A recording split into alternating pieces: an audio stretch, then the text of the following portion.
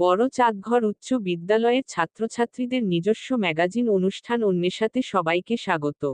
Magazine অনুষ্ঠান অন্বেষার আজ ৩৯তম পর্ব। আজকের পর্বের বিষয় নেতাজি সুভাষচন্দ্র বসুর ১৩০তম জন্মদিন উদযাপন।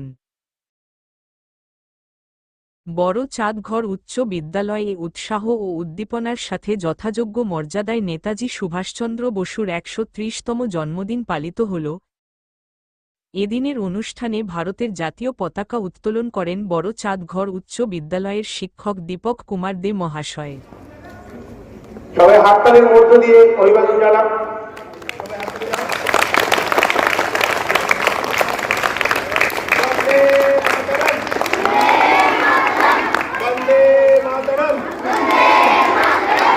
বন্দে মাতরম।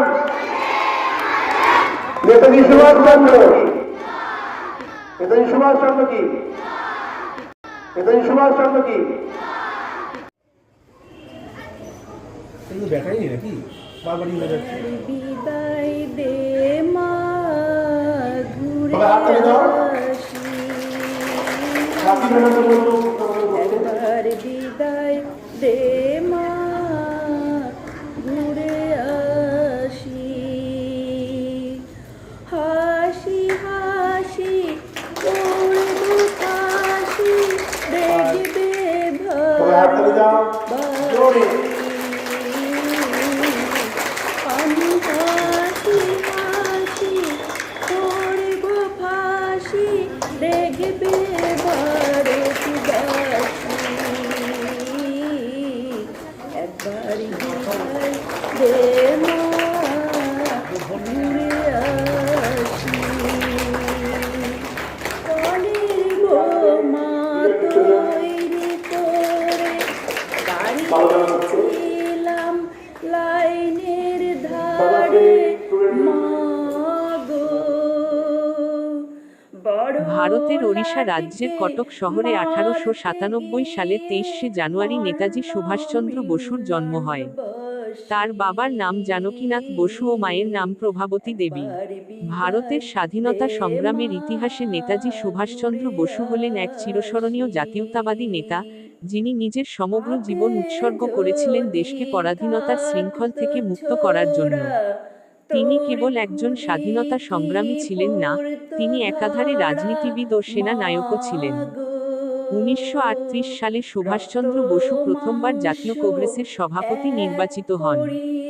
এরপর ১৯৩৯ সালে তিনি দ্বিতীয়বার জাতীয় কংগ্রেসের সভাপতি নির্বাচিত হলে মহাত্মা গান্ধী তার বিরোধিতা করেন। সুভাষচন্দ্র বসু কংগ্রেস থেকে পদত্যাগ করে অল ইন্ডিয়া ফরওয়ার্ড ব্লক গঠন করেন।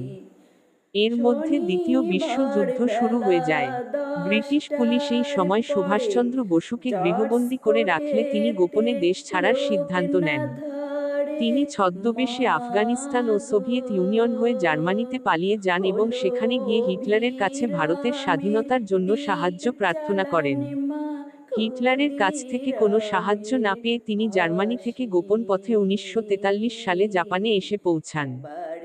জাপানিদের সহযোগিতায় রাসবিহারী বসুর নেতৃত্বে জাপানে ভারতীয় জাতীয় সেনাবাহিনী বা ইন্ডিয়ান ন্যাশনাল আর্মি গড়ে উঠেছিল, যার দায়িত্ব রাসবিহারী বসু নেতাজির হাতে তুলে দেন।